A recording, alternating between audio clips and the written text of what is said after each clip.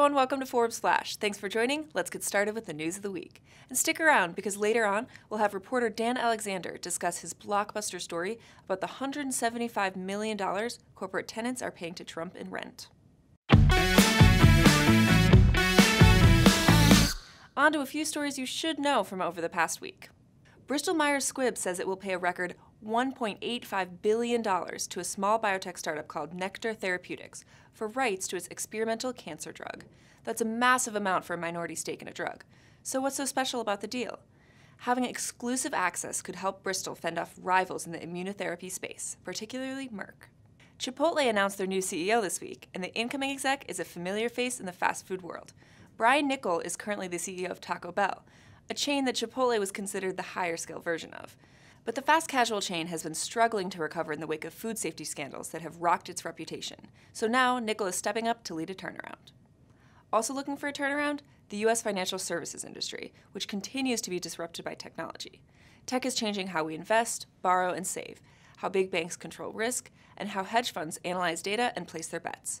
In 2017, $27.4 billion was poured into fintech startups around the world, up 18% from 2016. To see which companies are making the most impact, check out hashtag FinTech50 on social. Speaking of disruptive technology, 30 Under 30 honoree Jonathan Saperstein is using just that to shake up a traditional business, tree manufacturing. The young exec took over control of his family business from his dad in 2014 and has built it into a $120 million powerhouse. He's now gearing operations to data and efficiency, using customized automated potting lines that provide the precise amount of soil and fertilizer each seedling requires. Switching gears to some Forbes business news, it was announced this week that the company has acquired UK-based finance and tech publisher, The Memo, as a part of expanding our European presence. Want to follow along with our ever-growing European content? Follow Forbes Europe on Twitter. Sony has handed over information to the FBI on a PlayStation 4 user suspected of planning to travel from Kansas to the Middle East to fight on behalf of a terrorist organization. According to our reporter, this is the first example of Sony providing data on any of its console users after a government order. It looks like Sony handed over some information to the police, but it's unclear exactly what they were looking for. Up next is Forbes Trump reporter Dan Alexander with his latest investigation. Which companies are paying rent to Trump?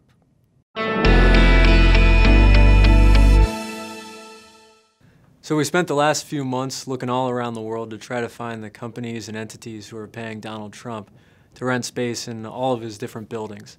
And at the end of it, we came up with about $175 million total. We were able to track about $135 million of that to specific tenants and put estimates on each of the companies. So if you look around, it's sort of a fascinating list. You know, you've got on the small end, the parent company for Fox is actually renting out what appears to be a television antenna on top of one of Donald Trump's buildings. The U.S. Postal Service, which ultimately reports to the president, is paying some rent to him. And then you've got big companies, you know, so Gucci is at the top of the list, paying an estimated $21 million a year. And then you've got, you know, a company like AXA, which is a French firm that's also paying over $10 million. Nike, same thing.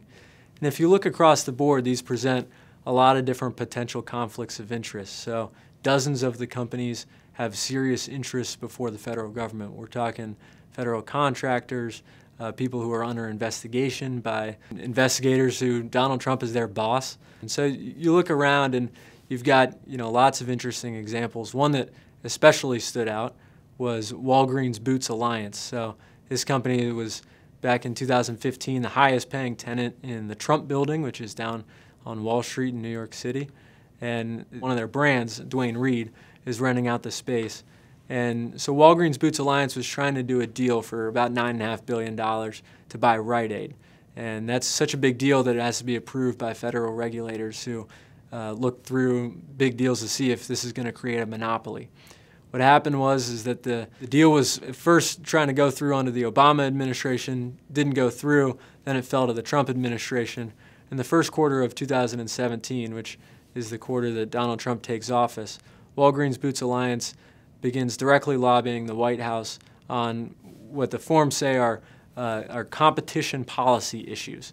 Now, Walgreens says that it wasn't related to that specific deal, But ultimately, the deal does get passed through during Trump's administration, and one of the regulators who helped push it through is then shortly thereafter appointed by Donald Trump to be a federal judge. And so you have all of these things adding up, and the point is that we don't know if there was anything nefarious.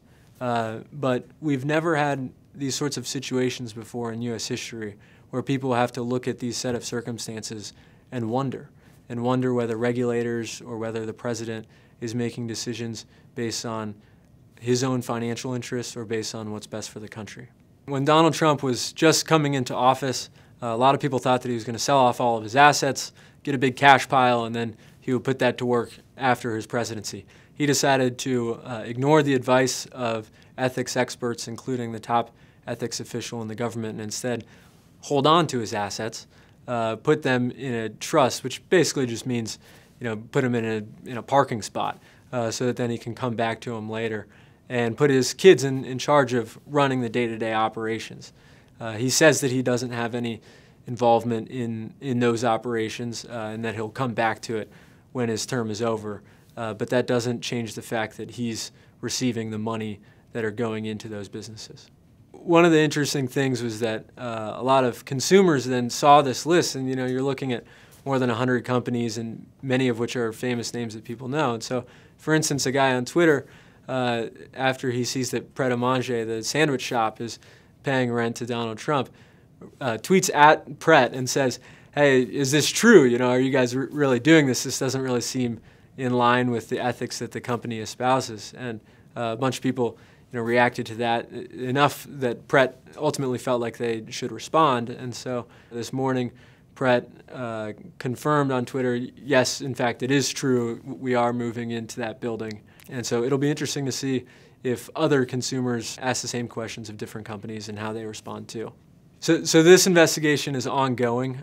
We've tracked what we believe is about 75% of the rental income flowing into Donald Trump's coffers, but that means that there are still tens of millions of dollars that we have not tracked. So if you know any companies that are in Trump properties, or if you know about how much they're paying, please send an email to trumptenants@forbes.com.